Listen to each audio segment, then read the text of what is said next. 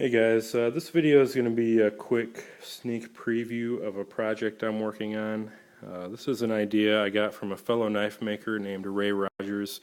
You can see his version at his website, rayrogers.com. If you click on his shop tour link, you'll see a blueprint of his shop, and if you float your mouse over the various little sections of his shop, you should see a little circle labeled as quenching tank, if I remember correctly.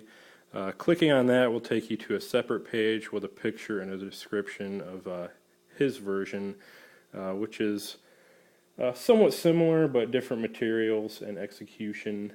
His is a 4-inch iron pipe with a heating element installed and a thermometer installed, and he uses that to preheat his quenching oil as well as to have as a tank for quenching longer blades and whatnot. So I liked that idea and decided to kind of adapt it to myself and for my own use, and this is going to be kind of a preview of that as well as an overview of what I'm planning to do.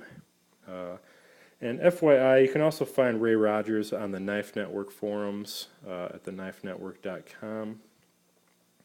He's extremely knowledgeable, very helpful, and is usually one of the first guys to answer any questions in a couple of the sub-forums. I believe the Newbies Arena is one he frequents quite often, just to help the newer makers out.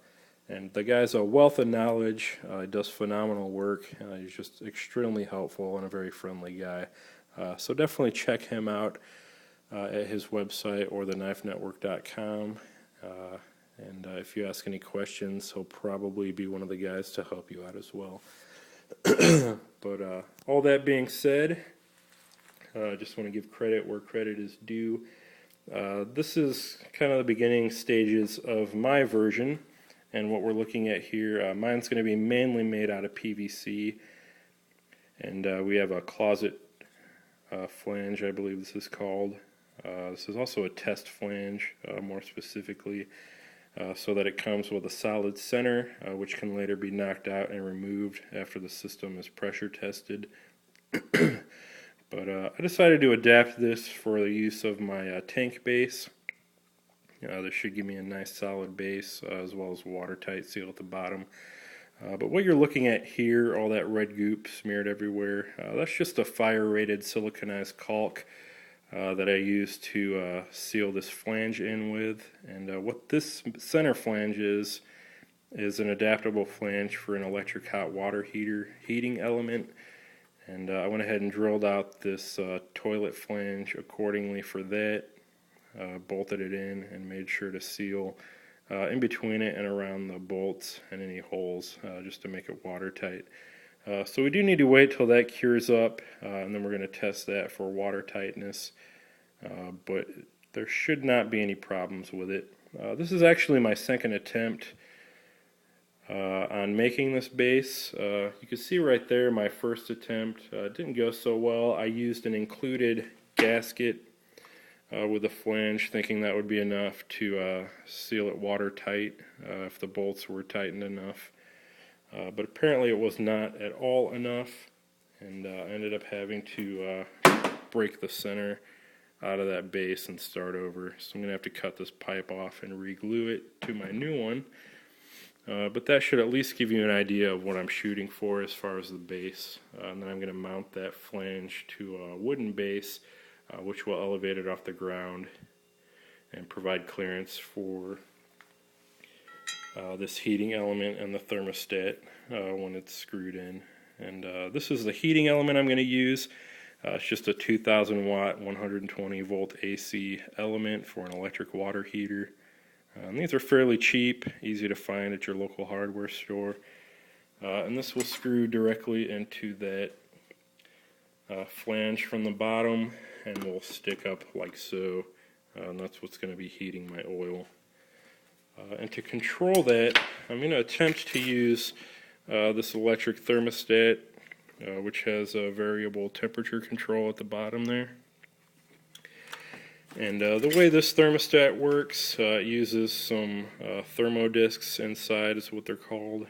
And I believe these generally go against the metal of the water heater tank.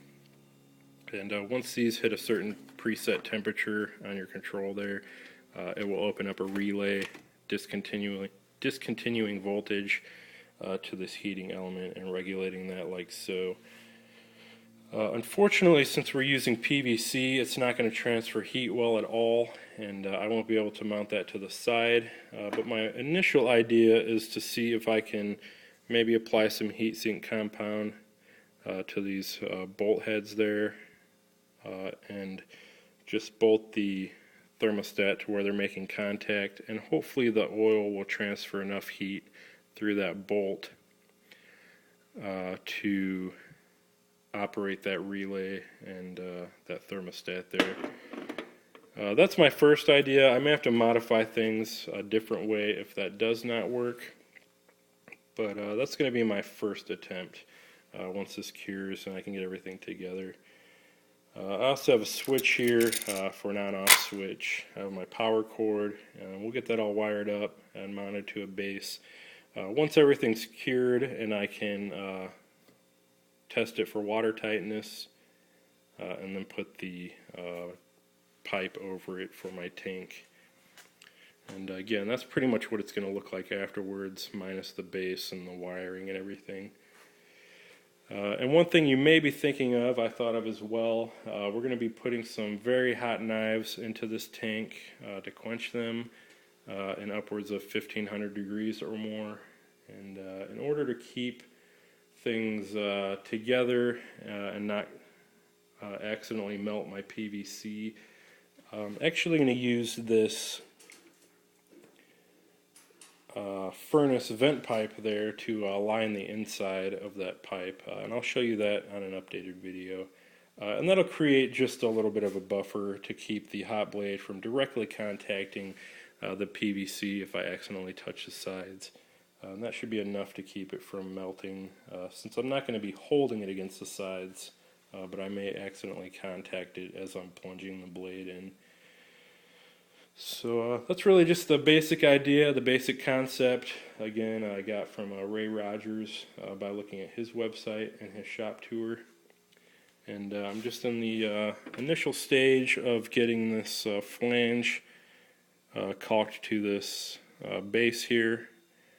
Once this cures up, we'll water test it, and we'll put the pipe on, we'll get everything put together. But I wanted to make an initial video kind of explaining my idea. We also have a cap here just for protecting the oil from dust and things of that nature while not in use. But again, once I can get it all together and functioning, I will make an update video kind of going over it in more detail. You'll be able to get a better idea of what I'm trying to achieve here, as you'll be able to see the finished product, or at least the initial prototype. And then I'll also go into detail of what exactly I did, what materials I used, and maybe how you can recreate it yourself. But in the meantime, this is just a sneak preview, like I said. Hopefully this works. I'm kind of making this up as I go along.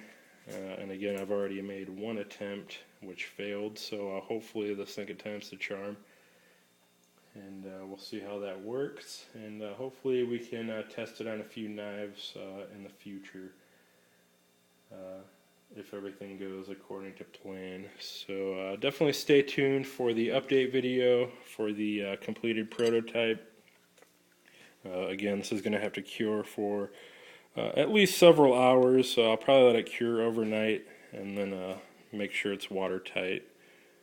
If it's not, I may have to try a different idea here, but this looks like it should be alright for what we're going to be needing it for. So that's that. Definitely stay tuned for the update, and as always, feel free to rate, comment, subscribe, ask questions. And there's going to be plenty more videos to come in the future as things settle down after the holidays. So stay tuned, and thanks for watching.